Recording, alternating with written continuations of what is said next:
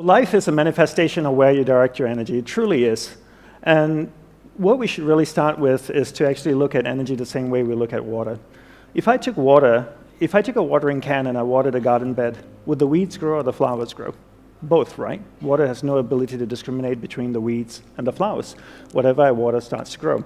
Energy is the same way as well. If I took energy and I invested it into something negative, it will grow and become more negative. If I took energy, invested it into something positive, it will grow and become more positive. Energy has no ability to discriminate between what's positive and what's negative. Whatever you invest energy into starts to grow and manifest in your life. Right now, you're the sum total of where you've been investing your energy throughout your entire life. So the goal really in life is to figure out what it is you want. Right? What's your purpose in life? Who and what's important in your life? And be able to direct energy towards that so that you can manifest that in your life. So where do we begin with this? We begin by understanding how the mind works. I'll have to say with you, after living 10 years as a celibate monk in a cloistered monastery in Hawaii, this would probably be the most important thing I could ever share with you, understanding how the mind works. From a monk's perspective of understanding the monk and experience of a monk's perspective of understanding the mind and experience of the mind, and my perspective and my experience of the mind, there are two things we need to understand: awareness and the mind. Let's define what they are. Let's define awareness as a glowing ball of light. So imagine an orb, a glowing ball of light that can float around. Let's call that awareness and put that aside. Now let's define the mind. Let's define the mind as a vast space with many different areas within it. One area of the mind is angry, hatred, jealousy, joy, happiness, sex, food, art, science, technology, a whole bunch of different things, right? Your awareness, that ball of light, can actually move to any area of the mind you want it to go to. So if your awareness, this glowing ball of light, goes to the happy area of the mind, it lights up that particular area of the mind. You become conscious of being happy. Are you happy? No, you're in an area of the mind called happiness. If this ball of light goes to the angry area of the mind, it lights up that particular area of the mind. Are you angry? No, you're in an area of the mind called anger. And by using your willpower and your powers of concentration, you can actually take your awareness, this ball of light, to any area of the mind that you want to go to. And here's the most important part. Where your awareness goes, that's where your energy is flowing. So if your awareness goes to the angry area of the mind, your energy is flowing there, it's actually strengthening that particular area of the mind. So this is the theory of it. So let's do a little practical exercise to see if this actually works or if it's just some monk talk, okay? So for that, I need some audience participation. I need all of you to sit up straight in your chair, okay? And put your feet down on the ground. And if you're leaning back in your chair, sit forward a little bit. Keep your spine straight. Roll your shoulders back. You can keep your head nicely balanced on top of your spine. Your eyes are closed. Don't worry, we're not going to chant or hold hands. Until later, just kidding. So take a slow, deep breath in with your eyes closed. Take a slow, deep breath in, slowly exhale. Then take another slow, deep breath in again, and then slowly exhale. I want you to become aware of the chair that you're sitting on. Is it comfortable? Is it not comfortable? The temperature of the room? Is it cold? Warm? What about your body posture? Is your spine straight? Your shoulders rolled back? You're sitting a little bit forward, your head nicely balanced on top of your spine. Now I want you to become aware of the most recent wedding that you attended. Do you remember whose wedding it is? Were you happy for the couple getting married? Try and think as much detail as you can about the wedding. Do you remember what you wore to the wedding? Do you remember what the bride wore? Did she make a good choice with her dress? How was the food at the wedding? Alcohol? Did you drink a lot? Was there good music? Did you dance? Did you do some crazy wedding dance? Now I want you to become aware of the most recent vacation that you went on.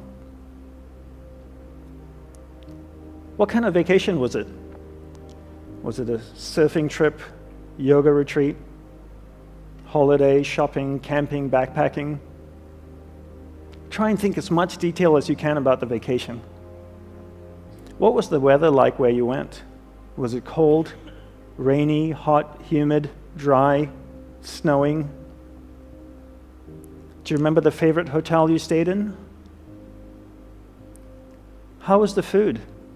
Bland? Spicy? Did you get sick eating the food? Did you shop a lot? What was one thing you bought on the trip that you really liked? Your eyes are still closed. I want you to become aware of the room again. Try and feel the temperature of the room. Is it warm? Is it cold? The chair you're sitting on, is it comfortable? Is it not? Is your spine still straight? Are you hunching? Are your shoulders rolled back? Okay, slowly open your eyes and you can lean back in your chair. Well, thank you very much for doing that exercise with me. That exercise is really to prove two things to you. One is there's a clear separation between awareness and the mind, two completely different things. Second is you can actually take your awareness and move it to any area of the mind you want it to go to. Well, you gave me permission to do it, so I took your awareness from the room, I took it to an area of the subconscious mind where the memory of the wedding resided, and then I took you to the vacation area of the mind, and then back to the room again. How do I know you were thinking about the wedding? Well, I had my eyes open and your eyes were closed. And when I asked questions, I could see the reactions in your face. Did the bride make a good choice with her dress? A couple of you went, okay.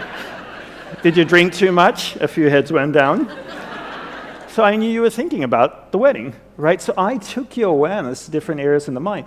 This happens all day. All day we allow people and things around us to dictate where our awareness goes in our mind. Let's do one little exercise again just to emphasize this point, because to me this is really, really important, and it's the crux of really managing energy in your life. Can you remember your first kiss? Do you remember who it was? Do you remember his or her name? Do you remember where it took place? Back of Dad's car? Behind the garage? What was the experience? What was the emotion that was associated with that experience? Come on, really think about it. It wasn't that long ago. Come on. Were you embarrassed? Were you nervous? Do you remember? Do you remember the person's name? Okay, some people are laughing, blushing. Do you remember the first time someone you loved, someone really close to you, passed away? Do you remember that? Do you remember getting a phone call, being told that this person that you love has just died? How did you feel? What was the emotions associated with that experience? Did you have the blessing of being able to see the body before it was cremated or buried? Do you remember standing next to the body, wondering how it felt, knowing that you'd never see this person again? How did it feel for you? Do you remember the emotions? Isn't it interesting? In the space of 60 to 90 seconds, I took your awareness from an area of the mind where all of you were smiling or giggling or slightly embarrassed to an area of the mind where all of you are completely sad. Or not sad, or just feeling the vibration of the room just completely changed, right? And I could take your awareness now to an angry area of the mind where you all get angry, you get up and you leave, and Sarah and the team would be really upset with me. And this happens all day, right? All day we allow people and things to dictate where our awareness goes. And because they dictate where our awareness goes, that's where our energy flows as well. And where our energy flows is what manifests in our life. So really the goal in life is not really to control your mind, but rather to control where your awareness is going within your mind. So don't control your mind, control where your awareness goes within your mind. How do we do that? We do that by learning how. So your spiritual practice or your homework for taking away is to control where your awareness goes in your mind throughout the day, and that's really it. How do we do this? We learn the fine art of concentration. First, let's define what concentration is. I define concentration as the ability to keep your awareness on one thing for an extended period of time. So if I can keep my awareness on this lady and hold it on her, I'm concentrating. If I allow my awareness, my ball of light, to move away, I'm getting distracted. I use my willpower and I bring my awareness back and I hold it on her. Being able to do that allows me to concentrate. Most people can't concentrate for two reasons, right? One is they've never been taught how to concentrate. Second is they never practice concentration. How many of you growing up here in school had classes on concentration every single day, the same way you had classes on geography, on math, and science? Anybody? I travel all around the world and I ask this question and nobody puts their hand up. How many of you, when you were growing up in school, were told to concentrate? Isn't that amazing? You get told to concentrate, but you never get taught how to do it, right? When I was growing up, I got told to concentrate all the time. DANDAPANI, concentrate on doing your homework. DANDAPANI, concentrate on eating your food. Anybody want to show me how to do it? No. How many of you have kids? How many of you tell your kids to concentrate? Have you ever showed them how to? No, right? And then if you don't show them how to concentrate, how would they know how to do it? And then if you want to be good at something, you have to practice it. If you want to be really good at concentration, you need to practice it all day. People are good at distraction because that's what they practice all day long. It's not that they don't have the ability to concentrate. They've just practiced distraction and become really, really good at it. So how do we concentrate? We concentrate by practicing doing one thing at a time and integrating this practice into our everyday life. So for me, I look at my average day and I ask myself, what's a reoccurring event in my life? Every day I speak with my spouse. Every time I speak with my spouse, I give her my undivided attention. I keep my awareness on her. It drifts away, I bring it back. It drifts away, I bring it back. I keep my awareness on her. I give her my undivided attention. Now, every day I also speak to my clients. I speak with my clients. I speak with my friends, family. Every time I speak with somebody, I give them my undivided attention. If I'm on the phone, I give the person on the phone my undivided attention. I practice doing one thing at a time. By the end of the day, I've clocked about maybe 6 to 8 hours of practicing concentration. 6 months later, I become really good at concentration. 12 months later, I become really good at concentration. The best way to become good at something is to take a tool and insert it into a reoccurring event in your life. And this is the best way to become good at something rather than to create another practice in your life. Just take a tool and insert it into the practice, into a reoccurring event in your life. So your homework is to give someone, or whatever you're doing, your undivided attention. Pick one person in your life for the next 1 month that you will give your undivided attention to. Every time you speak with that person, stay completely focused on them, keep your awareness on them. The rest of the day, you can go ahead and be a squirrel. But just whenever you're speaking with that person, give that person your undivided attention. And you need to practice and build in incremental steps. The other thing we need to learn to develop is our willpower, right? Everybody is born with various levels of willpower, but one thing we never get taught to do is to actually develop willpower. And willpower is like a muscle. I call it a mental biceps. If I could draw biceps around my mind, that would be my willpower. There are 3 ways to develop willpower. 1, finish what you begin. 2, finish it well beyond your expectations. 3, do a little bit more than you think you're able to do. All of these 3 ways require effort, and that effort is willpower, right? So how do I develop willpower? I take these 3 methods and I apply it to things that reoccur in my life. What's something that reoccurs in my life every day? Every day I sleep. What a great opportunity to develop willpower.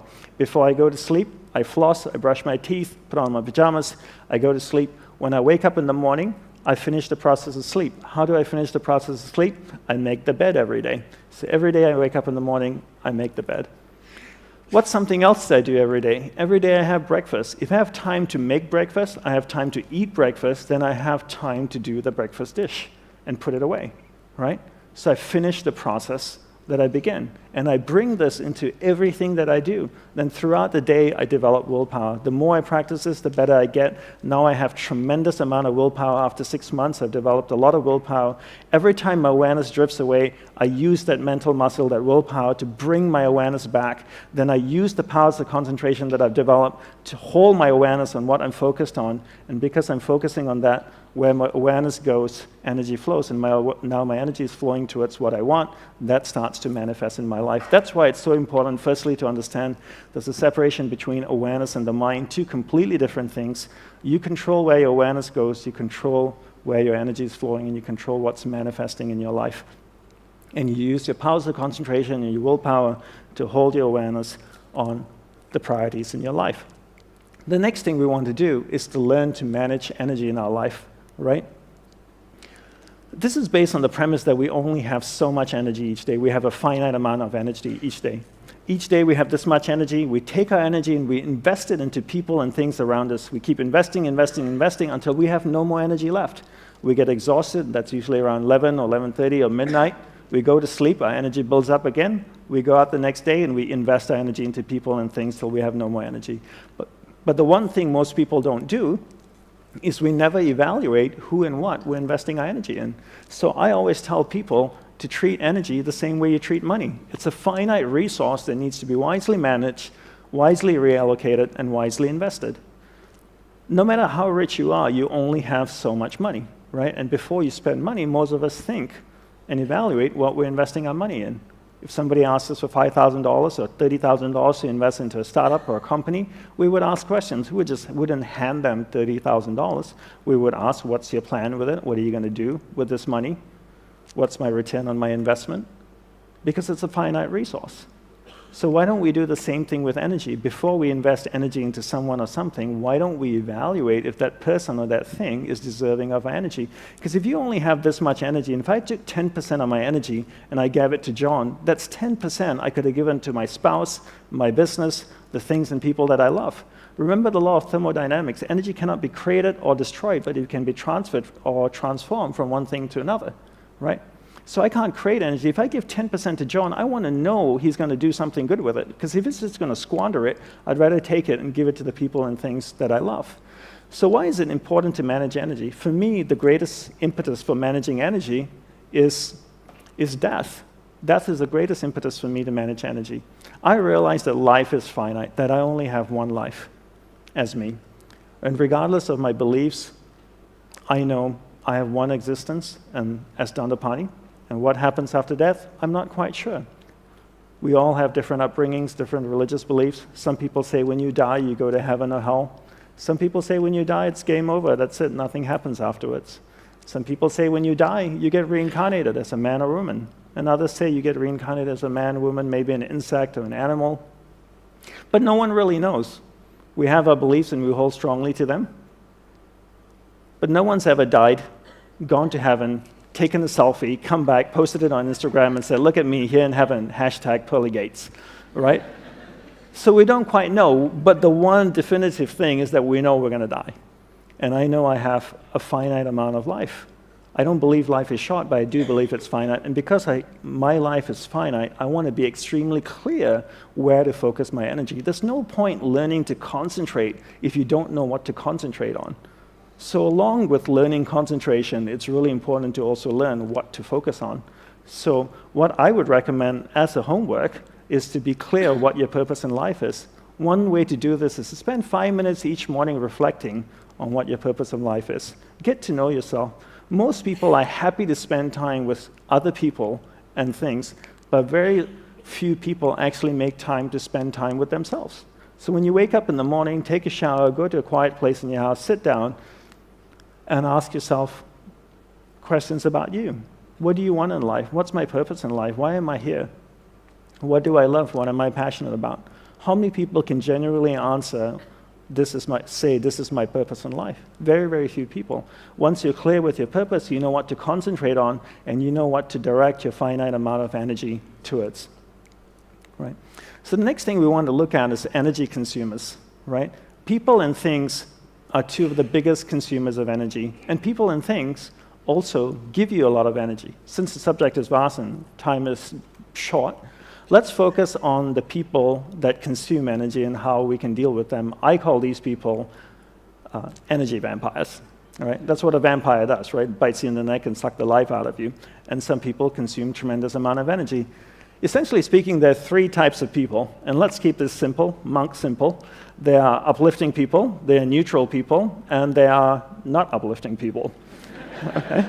Let's define what this is, okay? What they are. An uplifting person, I spend 5 minutes with an uplifting person, I walk away, I feel great, and go like, wow, that was an amazing conversation. A neutral person, I spend 5 minutes with them, I walk away, I'm still the same. A not uplifting person, I spend 5 minutes with them, I walk away, and I go like, oh my God, that was exhausting.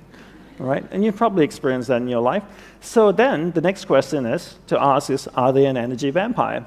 There are two ways to figure this out. One is I can judge or I can evaluate, right? What's judging and evaluating? Judging is this. I'm at a party in New York City in a penthouse.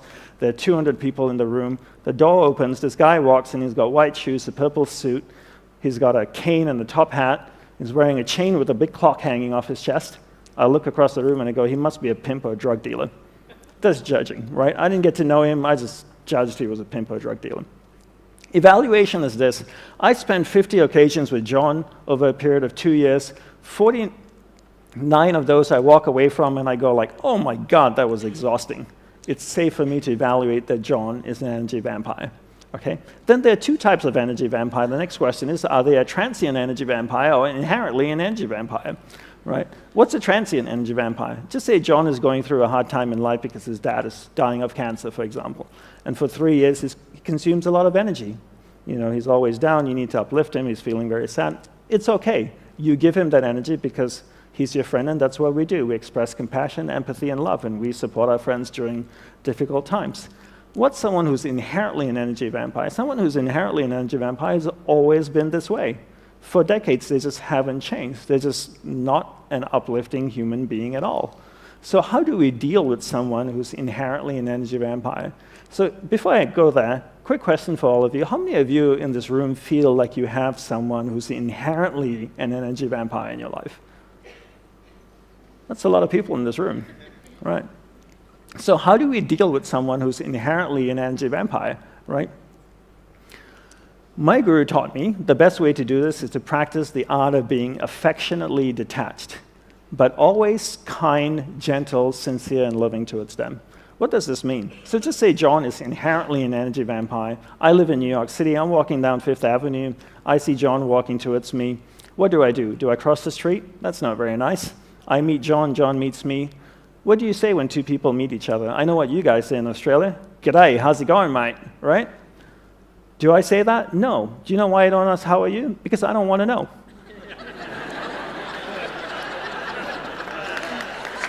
It's true. You have to understand, I'm in the monk business. When I ask somebody, how are you, they tell me their entire life story. It's the confession time. So I don't even ask, how are you? John asks me, how are you? I say, I'm doing very well, thank you very much. And then I reply, what a beautiful day in Sydney, right? It's true, I'm being sincere, I'm being kind. And then I say to him, please excuse me, I have something really important to do. It's true, my life is finite, and I'm very clear what my purpose is, right? I'm not lying. And then what do people say at the end of a conversation? It was a pleasure meeting you. Actually, it wasn't. Let's do lunch. Why? See you later. Not really, don't want to. Why do we say the things we don't mean and ask the questions we don't want answers to? So at the end of a conversation, I say, have a wonderful day, which is true. I know he's inherently an energy vampire, but I do wish he has a wonderful day. So the concept of being affectionately detached is to not engage with someone, right? Just to be kind, to be gentle, to be sincere and loving towards them, but not engaging with them. What's another way to protect yourself from an energy vampire? Is to place the burden of responsibility on them. What does that mean? I'll give you an example. I have a client of mine who's an expert in social media, right? So a lot of people want to get together with him, have a cup of coffee, a glass of wine. Let's catch up for lunch. Let's do dinner. Why? Because they want to pick his brain, right? And get information from him. And he can't sustain this because everybody wants a little bit of his time and just can't live this way. So I told him, this is what you need to do. You need to tell this person who wants to meet with you to read your favorite marketing book. Read your favorite marketing book, write down 7 key points and email it to you. Once you receive the 7 key points from the book, tell them that you want to see what stands out to them in the book. Once you receive these 7 key points, you email them and say, let's meet up on this day for a couple hours and we can discuss a marketing strategy for you. You know how many people actually read the book and email him the 7 key points? Nobody.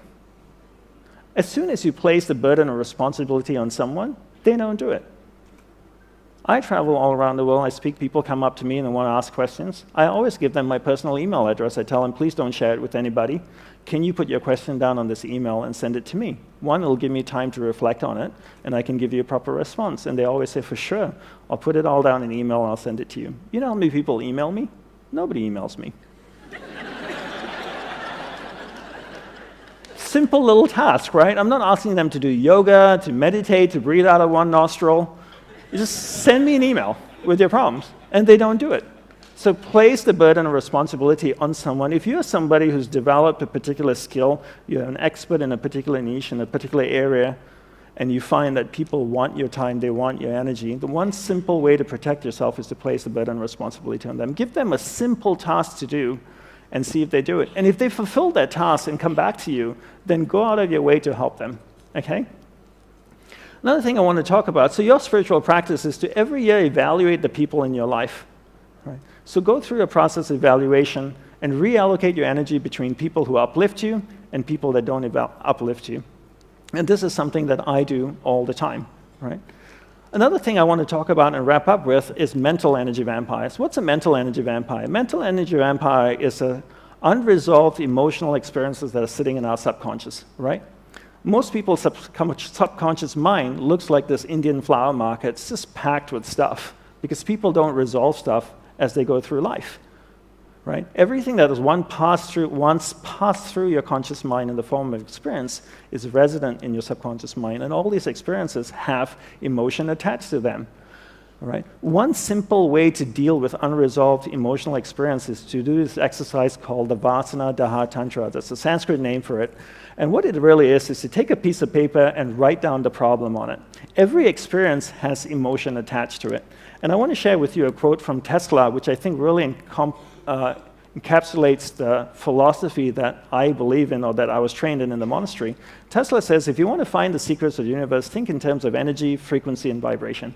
Everything is made up of energy, and it's vibrating at a certain frequency. So if I have an experience, it has emotion attached to it, it's vibrating in my subconscious mind. My goal is, I can't do anything about the experience because it's already happened, but what I can do to help myself is to remove the emotion that's attached to experience. So I take a piece of paper, I write down the problem. As I write down the problem, something really interesting happens. That experience moves from my subconscious mind to my conscious mind because I'm reliving it. The interesting thing that happens is the energy, the emotion actually comes out of the experience, flows through my hands into the piece of paper.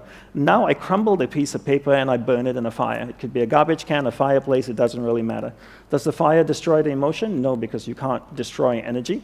But what it actually does is transform the emotion in the paper into heat, flame, ash, smoke, and a whole bunch of different things. I remember the first time I ever shared this exercise was with a group of entrepreneurs in Perth, actually, about 5 years ago. And one of them said to me, look, DANDAPANI, I realize that experiences have emotion attached to them. And I realize as well, when you relive it or you're writing about it, it goes from your subconscious mind to your conscious mind. But this whole concept that emotion comes out of the experience, flows through your hands into the piece of paper, I find it really hard to believe. I find it that's a little bit too spiritual. I said, fair enough.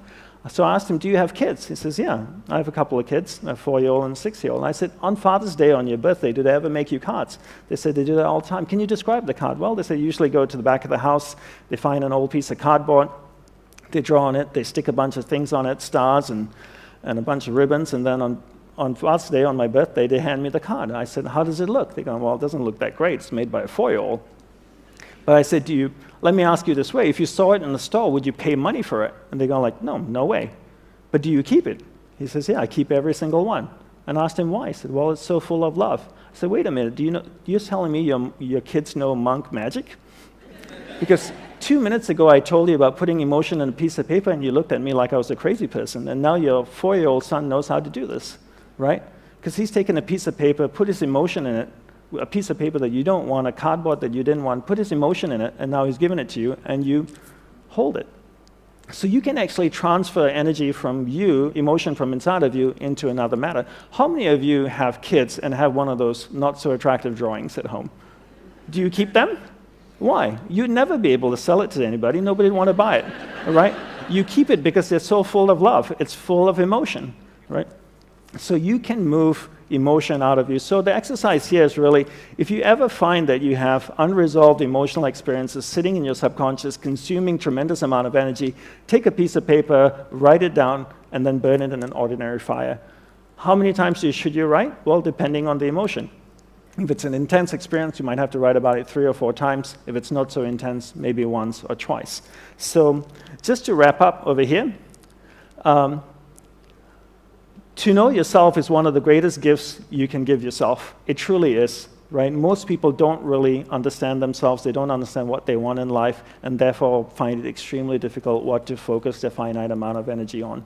I want to leave you with 2 quotes. from my guru. The first one is proceed with confidence, right? Proceed with confidence. Believe in your ability to manifest something in your life, because you can. How do you manifest something in your life? You take your awareness, you focus it on that thing. You know how to develop concentration now. You keep your awareness on it. When your awareness is on it, that's where your energy is flowing. When your energy flows there, it starts to manifest in your life. And believe in your ability to do that and proceed with confidence.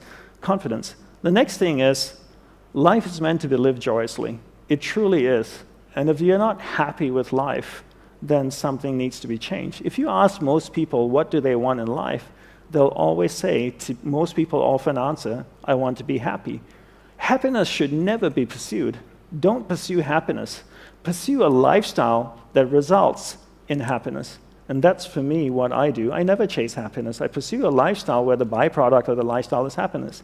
In order to find out what the lifestyle is, I need to know what my purpose in life is. In order to do that, I need to spend time with myself each day to find out who and what's important in my life, take that finite amount of energy that I have each day, focus it into those things. That starts to manifest in my life. The byproduct of that is happiness. Right? So I want to say thank you, and I want to leave you with a small gift. If you go to this website address, you'll find a 5-week online course on understanding the mind, and also on how to develop concentration and willpower. You're welcome to sign up for it. You just need your name and email address, and you'll receive that every week on email. Thank you very much, everyone. I hope you enjoyed it and find these things useful.